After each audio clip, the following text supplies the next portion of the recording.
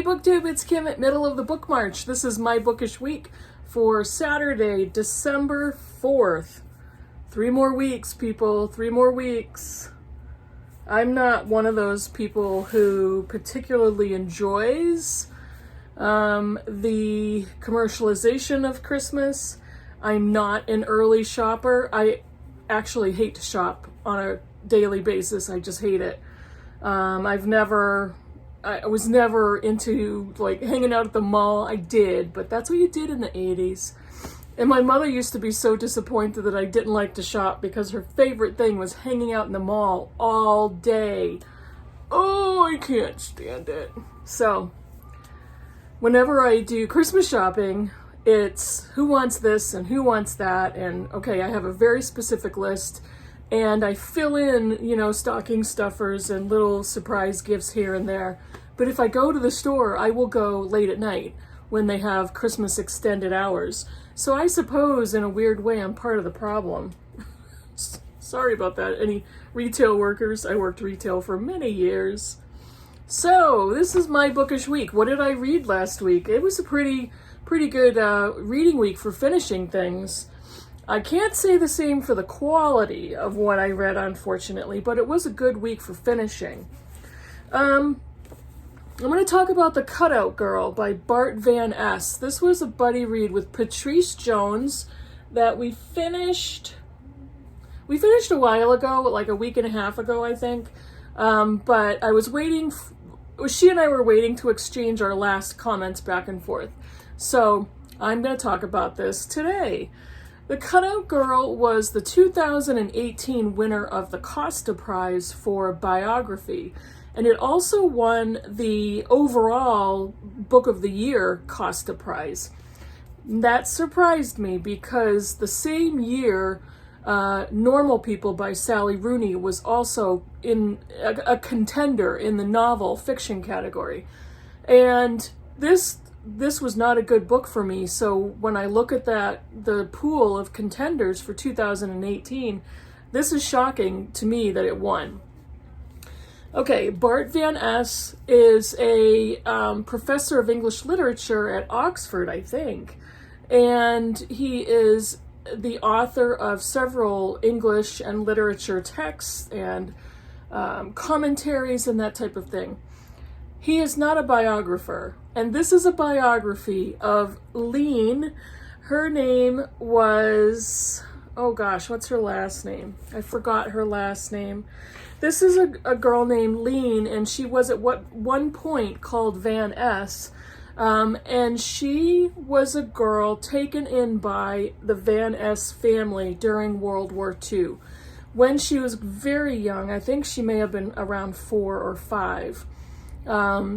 She was brought, her parents relinquished her to a child hider. There was a couple who would hide children from the Nazis, hide Jewish children, and they would place them in safe homes with other families to be raised by a strange family. And that's what happened to young Lean. She was taken from her parents. Very shortly after that, her parents were abducted by the Nazis along with her grandmother, her mother's mother, and she went from house to house to house. And one of the families she ended up at was the Van Es family. To Bart Van Es, he considered her his aunt. But the book is her story. Now he's going back and forth in time. He is writing from interviews with her because he has a relationship with her, and he wanted to tell her story. He writes about her story based on her recollections and memories. At the same time, she admits to having so much trauma in childhood that a lot of the years she's just blocked out. So he does the best he can to piece together memories of her living with strangers and being moved from house to house, and being a young Jewish girl hidden from the Nazis, and families claiming her as their own. So there was an enormous amount of bravery among non-Jewish families who were willing to hide her in plain sight. The thing that did not work was when he was going back and forth in contemporary time and in the past. He was, I believe still is, the father. He had a stepdaughter that he was trying to connect her experiences to Lean's experiences as a young girl hiding from Nazis. Those connections were tenuous at best, but they didn't apply to each other. And the book fell very flat. It wasn't a text. It's not a textbook. It's supposed to be a biography of a woman who is still living. He's not a good biographer. He did not offer enough actual history and facts in a good expository way. It's a slim book, so it was kind of flimsy. The story was flimsy, even though her past was fascinating and so heartbreaking and harrowing and all of it. I don't think he did that great of a job in putting this book together. So I was very surprised that it won the biography prize. It needed more substance. He needed to do more of connecting the dots and providing the history and adding some emotion to it. It wasn't enough. And I think Patrice and I both agreed on that, which was unfortunate. The other books I read either in e-format or audio, and the first one is Tell Me How It Ends, an essay in 40 questions by Valeria Luiselli. If you have heard of her, you know she is the author of the novel The Lost Children Archive, which I haven't read yet, but I will probably next year. She became a translator for a nonprofit organization, a legal organization that worked with migrant children who came over the border alone or with a family member that accompanied them, and then they were supposed to meet up with another family member, typically parents. Many of these children did come over the border alone or with people who were labeled as coyotes, who were traffickers. This book was so emotional and so powerful at the same time, and it's very short. But what she described was the American and the Mexican governments having policies that allowed any Mexican child who came over the U.S. border to be immediately deported without question. Any child that came from a Central American country like Honduras or Guatemala, they would go into immigration ICE, and I forget what that acronym stands for. But they would go into holding, and it would be up to the child to speak to and Customs Enforcement. Immigration Customs Enforcement? Mm-hmm. Okay. That's what ICE stands for. Mm-hmm. And thank you, Clara. And so these children whose first language was typically Spanish, or a dialect from a Central American country, were expected to get legal representation in order to process their immigration claims. And typically, these are children who have been paid for by their parents or relatives to escape violence, gangs, drug violence, poverty, and the hypocrisy of the government expecting children to know how to secure legal representation, it's mind-boggling. And the 40 questions is because there was a questionnaire that translators needed to use and legal people needed to use to ask these children.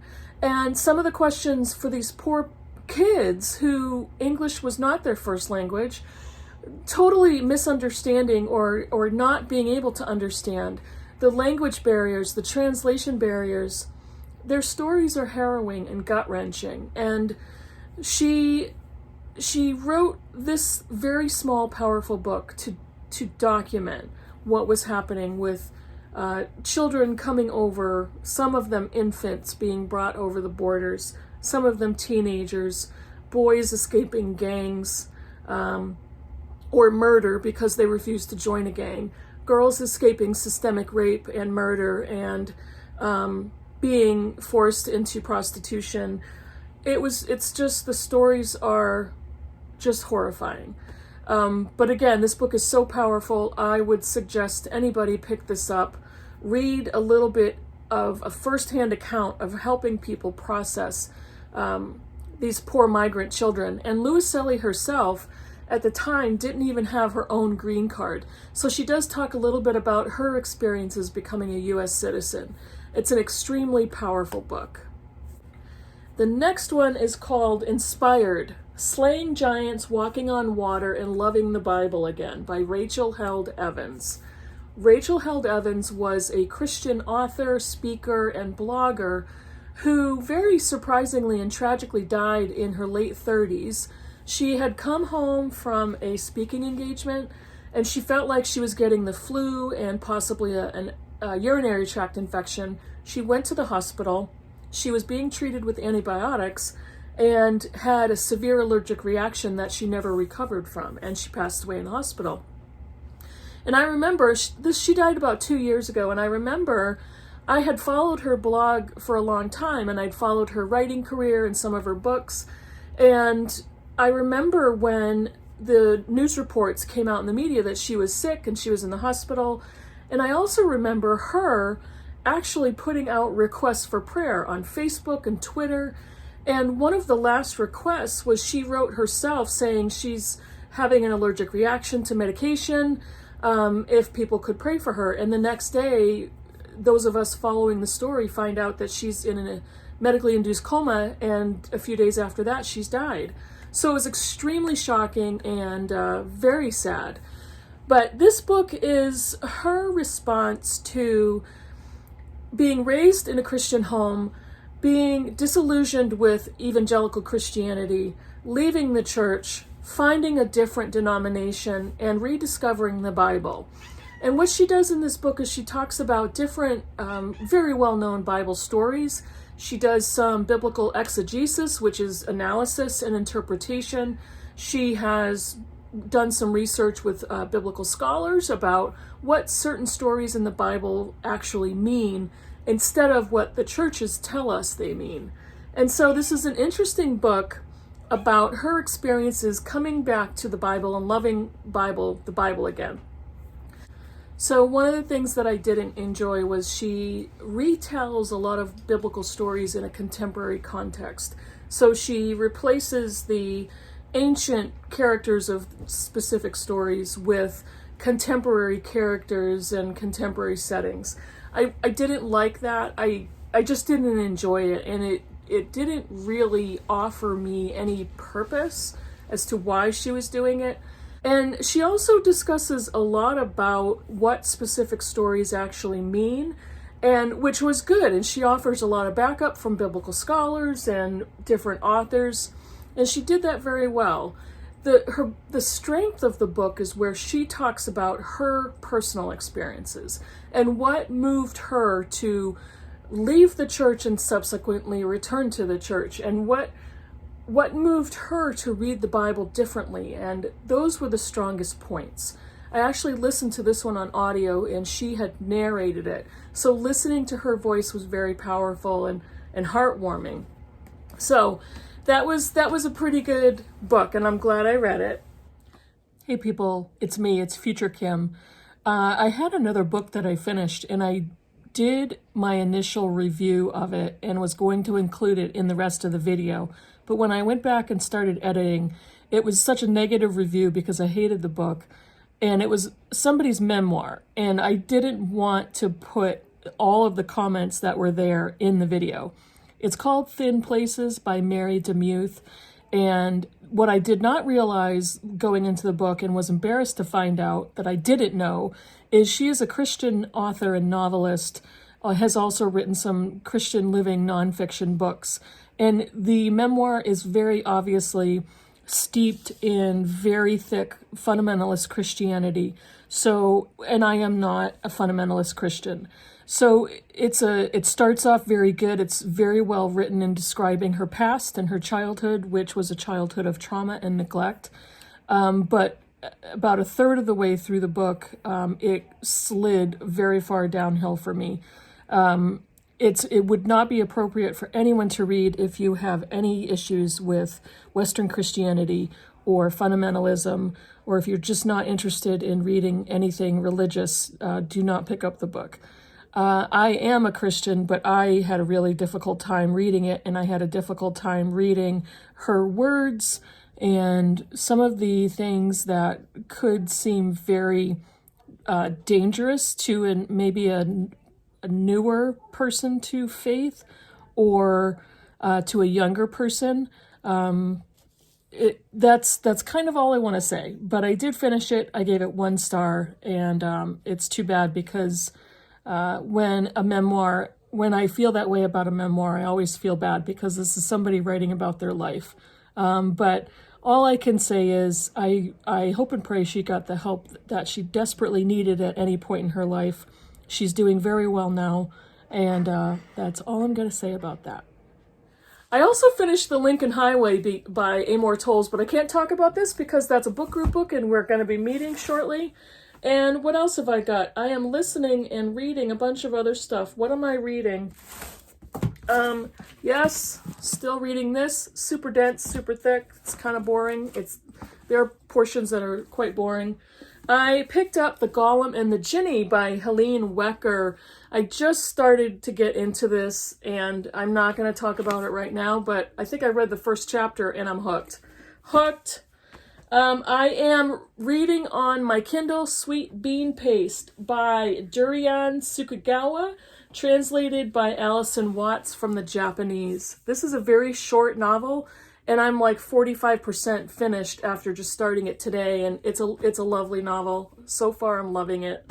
And then the last one is I'm listening to an audiobook. This is Not My Father's Son by Alan Cumming. Alan Cumming is a Scottish actor, author, LGBTQ activist, and I also discovered that he introduced, Masterpiece Mysteries on PBS. I didn't know that. But I've actually been following his acting career for many years, and I really like him. And he's funny, he's unique, and he's got that Scottish accent. He narrates the memoir, and it's just mesmerizing to listen to. So I just started that today, and I think that's it. I think I talked about everything I was going to talk about. So it was an okay reading week. It was all right. I think the best part of the reading week is happening right now, or the books I'm currently reading.